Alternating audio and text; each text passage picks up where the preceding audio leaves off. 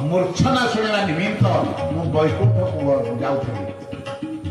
वैकुंठ को जाऊली मोर अभिमान मोचन करने निमित्त भगवान कृपा कर गोटे गंधर्व नगरी तैयारी कर से गंधर्व नगरी देखिए मुझे जाऊँगी स्वर्ग को वैकुंठ को से गंधर्व नगर में देखिली समस्ते बहुत सुंदर लावण्यमय शरीर किंतु गोटे गोटे अंग समस्त खंडित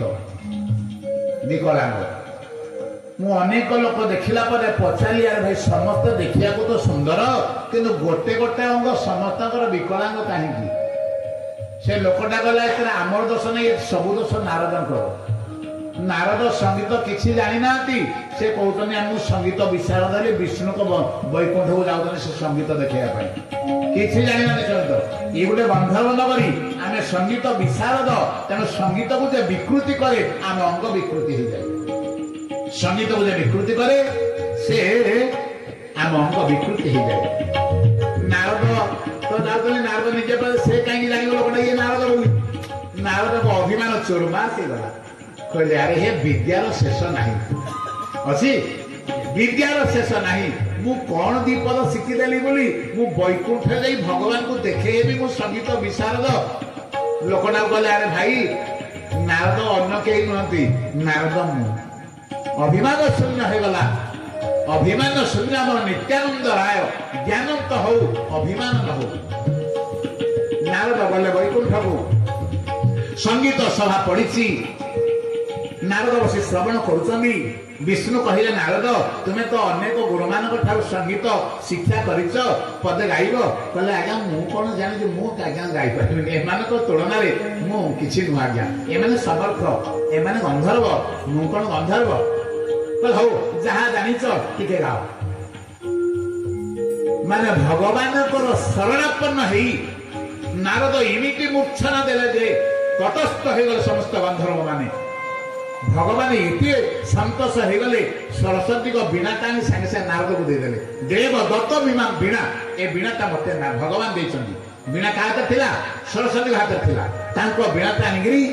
नारद को देले बोलिए भक्तवत्सल भगवान की जय नारद कहिले व्यासदेव जदि मो दासी पुत्र ब्रह्मांकर मानस पुत्र नारद ही पाइली आपण काहे की मन को एते दुर्बल करछन्ती उपासना करने समाधि की जाइए समाधि बसिचंदी कहले आत्मा राम सम नय निर्गता अतिक्रमे कर्वंत हेतु कि भक्ति मिथ्यां भुक्त गुण हरि हरिंकर गुण एते अद्भुत सुखदेव समाधि भांगी टाणी अर्थात समाधि जोगी मान भांगी जाए भगवान गुण कीर्तन शुणी से चारिटा श्लोक गोटे वशीकरण स्तंभन मोहन उच्चाटन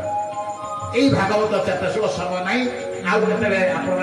सानिध्य लाभ कले से चारिटा श्लोक मुझे व्याख्या कर आपको बुझेबी तेरे से चारिटा श्लोक श्रवण कर सुखदेव पढ़ी आसिले एवं सुखदेव को व्यासदेव अध्यापयामास भागवत सब पढ़ेले जे काम क्रोध जय लाभ कर से ही भागवत अधिकारी हम यही सुखदेव आगामी को जाई परीक्षित को श्रवण करेले सुखदेव कहीं श्रवण करेले परीक्षित कहीं श्रवण कले सुखदेव तो जने परिव्राजक गोदहन समय मात्र गोटे जगह रुहती गाई दुहिना समय दरकार 10-15 मिनिट 10-15 मिनिट गोटे जगह सुखदेव गोस्वामी रहती से स्थान परित्याग करते कौन आवश्यक पड़ा जे 7 दिन गोटे जगह बस सब भागवत श्रवण करेले परीक्षित जने सुशासक राजा तांकर कौन आवश्यक पड़ा से भागवत श्रवण करने आमर कौन आवश्यक भागवत श्रवण करने एक प्रश्न नहीं से तो जने जीव परीक्षित जन मनुष्य आम जन मनुष्य कौन प्रयोजन है भागवत शुणा प्रश्न प्रथम स्कंदे आसो से प्रश्न ये सुखदेव गोस्वामी कहले सुखदेव गोस्वामी नमिषाने 60,000 ऋषिमुन कहले कहले यदा वृद्धे कौरव सृंजयाना वीर सथे वीर गति में गतेषु वृकोदरा विध गदाभिमर्शे भुग्न रुदंडे धृत राष्ट्रपुत्रे ଯଦା ଯେତେବେଳେ ମୃଧେ ଯୁଦ୍ଧରେ ସଂଗ୍ରାମ କ୍ଷେତ୍ରରେ କୌରବ ଶୂନ୍ୟ କୌରବ ପାଣ୍ଡବ ମାନଙ୍କର ଭୀଷଣ ସଂଗ୍ରାମ ହେଲା ସମସ୍ତେ ବୀର ଗତି ଗତେଷୁ ସମସ୍ତେ ବୀରଗତି କି ପ୍ରାପ୍ତି ହେଇଗଲେ ସମସ୍ତେ ବୀରଗତି ପ୍ରାପ୍ତି ହେଇଗଲେ ଶେଷରେ ସଂଗ୍ରାମ ହେଲା ବୃକୋଦରାଭିଦ ଗଦା ବିମର୍ଷେ ବୃକୋଦର ମାନେ ଭୀମସେନଙ୍କର ଗଦା ବିମର୍ଷରେ ଗଦାଘାତରେ ଭଗ୍ନ ରୁଦଣ୍ଡେ ଧୃତରାଷ୍ଟ୍ରଙ୍କର ପୁତ୍ର ଦୁର୍ଯ୍ୟୋଧନ ଉର୍ଭଗ୍ନ ହେଇଗଲା ଆପଣ ଜାଣିଛନ୍ତି ସେ ଉର୍ଭଗ୍ନ ହେଇ ମୃତ୍ୟୁ ସହିତ ସଂଗ୍ରାମ କରୁଛନ୍ତି ଦୁର୍ଯ୍ୟୋଧନ ସେଇ ରାସ୍ତାରେ ଦ୍ରୋଣାଚାର୍ଯ୍ୟଙ୍କର ପୁତ୍ର ଅଶ୍ୱତ୍ଥାମା କୃତବର୍ମା ଆସୁଥିଲେ ନଜର ପାଇଲା ଦୁର୍ଯ୍ୟୋଧନଙ୍କ ଉପରେ ଅଶ୍ୱତ୍ଥାମା କହିଲେ ବନ୍ଧୁ ମୁଁ ତୁମକୁ କହୁଥିଲି ମତେ ସେନାପତି କର ଗୋଟେ ଦିନରେ ମୁଁ ମହାଭାରତ ଯୁଦ୍ଧ ପରିସମାପ୍ତି କରିଦେଇଥାନ୍ତି କିନ୍ତୁ ତୁମେ ମତେ ପିଲା ବୋଲି ତୁମର ବନ୍ଧୁ ବୋଲି ମୁଁ ଅସମର୍ଥ ବୋଲି ମତେ ତୁମେ ସେନାପତି ପଦରେ ଅଧିଷିକ୍ତ କଲନି ତୁମର ପିତାମହ ଧନୁର୍ଧାରୀ ବୀର ତାଙ୍କୁ ତୁମେ ସେନାପତି କଲ କିନ୍ତୁ ବନ୍ଧୁ ଜାଣିଛ ସେ ତୁମକୁ ଭଲ ପାଆନ୍ତିନି ତୁମେ ଯୋଉମାନଙ୍କୁ ସେନାପତି କଲ ସମସ୍ତେ ପାଣ୍ଡବ ପକ୍ଷର ଭୀଷ୍ମ ପିତାମହ ପାଣ୍ଡବମାନଙ୍କୁ ଯେତିକି ସ୍ନେହ କରନ୍ତି ତୁମକୁ କଦାପି ସ୍ନେହ କରନ୍ତିନି କାରଣ ତୁମେ ପିତାମହ କୌଣସି କଥାକୁ ରଖିନ ପ୍ରତ୍ୟେକ କଥାକୁ ତୁମେ ପଦାଘାତ କରିଦେଇଛ ପାଣ୍ଡବମାନଙ୍କର ସେମାନେ ପ୍ରିୟ ପାତ୍ର ପାଣ୍ଡବ ସେମାନଙ୍କ ପ୍ରିୟ ପାତ୍ର ସେମାନେ କେହି ପାଣ୍ଡବ ମାରିଥାନ୍ତେ ତୁମେ ଦୁର୍ଯ୍ୟୋଧନ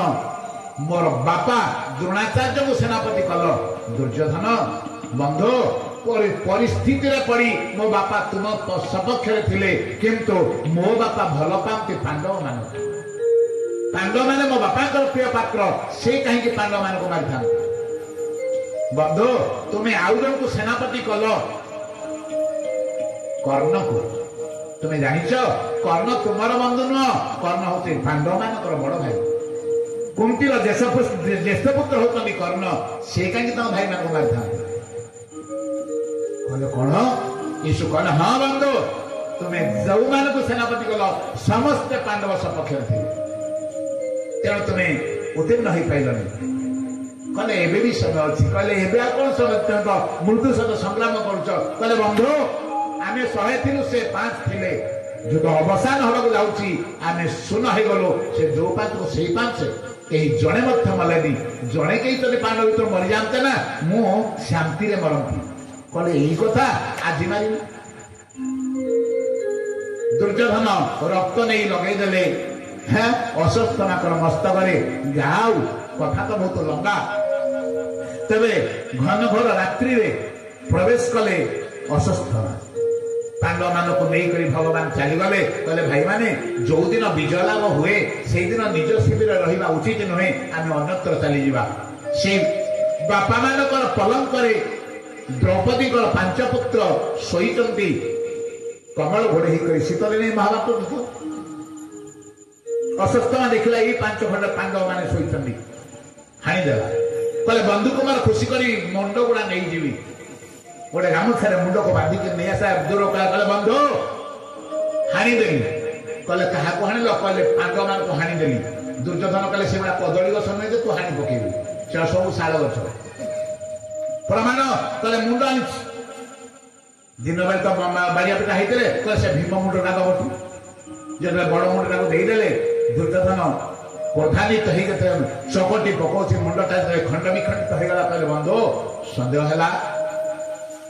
52 ଭାର ଗଦାରେ ମୁଁ ବାଡେଇଛି ମୁଣ୍ଡ କିଛି ହେଲାନି ହାତରେ କେମିତି ଭାଇଗଲା କହିଲେ ମୋ କର୍ମରେ ତୁମର ସନ୍ଦେହ କହିଲେ ନାଇଁ ବନ୍ଧୁ ତୁମ କର୍ମରେ ସନ୍ଦେହ ନୁହେଁ ଏ ମୁଣ୍ଡଟାରେ ମୋର ସନ୍ଦେହ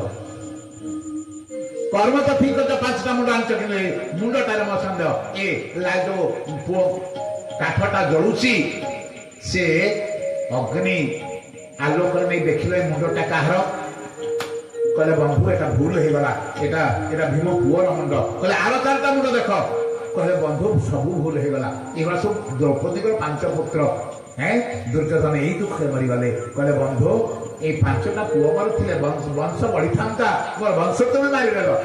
ଭାଇ ଅଲଗା ବଂଶ ନୁହେଁ ନା ଦୁର୍ଯ୍ୟୋଧନଙ୍କର ଯୋଉ ବଂଶ ପାଣ୍ଡବଙ୍କର ସେଇ ବଂଶ କୁରୁ ବଂଶ ଗୋଟେ ବଂଶ ଏମାନେ ଦୁର୍ଯ୍ୟୋଧନର ପୁତ୍ର ଥିଲେ ଭାଇମାନଙ୍କର ପିଲା ଅତଏବ ଏଇ ଦୁଃଖରେ ଦୁର୍ଯ୍ୟୋଧନ ମରିଗଲେ ପ୍ରଭାତ ହେଲା ଦ୍ରୌପଦୀ डाकिले पिला माने उठ पिला माने उठ अंगनवाड़ी जीव 50 अंडा खाइबा आ पिला अछंती जे उठिले जेते द्रौपदी निजे गले शिविर भीतर को कौन देखिले कहले माता शिशु नाम निधनम सुताना निसम्य घोरम परितप्यमान तदारो रदबाष्प कुला कुलाखी ताशांत नमाह किरीटमारी गुटे मार अनुभव करिए माँ भाई भाई माने गुटे मार 5टा पुत्र हणा हो जाइछि मुंड नहीं गंडी गुड़ा पड़ी सारा देह भरटा रक्ता व्यासदेव कौन व्यासदेव आउ 10 जन भगवान आसवे मार वेदना को वर्णना करें मार 5 पुत्र हणा होती सी हृदय कि व्याकुलता व्यासदेव कहले मु लिखि पारिबेनी माता शिशुनाम निधनम सुतानाम निसम्य घोर परितप्यमान अत्यंत दुख को प्राप्ति हेले आ कोन लेखा आउ किछि व्याकुल करी कलम किछि लिखि पारिबनी मार व्याकुलता को कलम असमर्थ है अत्यंत दुखिता हेले ताशांतन महाकिरीट मारी भगवान पांडव मान को धरी पहुंचिले शांतना देले तुम्हें ख्याते आनी द्रौपदी तुम्हें एकेला नुह महाभारत युद्धरे तुम परिका लक्ष लक्ष रमणी पतिहरा होती लक्ष लक्ष माँ पुत्रहरा होती तुम एकेला नुह अनेक माँ कुलशून्य हो जाइए पुत्र माने महाभारत युद्धरे वीरभक्ति प्राप्ति होती धैर्य धर अर्जुन पचारे केशव ये दुष्कर्म कर्ता किए दुष्कर्म किए कला अन्न कहीं तुम्हार गुरुपुत्र द्रौपदी आज सूर्यास्त पूर्व अस्वस्थना मर तार कटा मुंड उपर तुम ठिया मंगल स्नान कर रथ जो चलला कौन उपाय न पाई अस्वस्थना ब्रह्मास्त्र प्रयोग कला ए ब्रह्मास्त्र तेजिया माने अग्नि शिखा प्रचलित कर अर्जुन को जारीदेला को मार्ग को आसला कहले कृष्ण कृष्ण महाभाग भक्ता नाम भयंकर तमेक दह्यमाना नाम पवर्ग संस्कृति हे कृष्ण हे महाबाहो हे कृष्ण कृष्ण जोगेश्वर गोविंद प्रपन्न भक्त दुख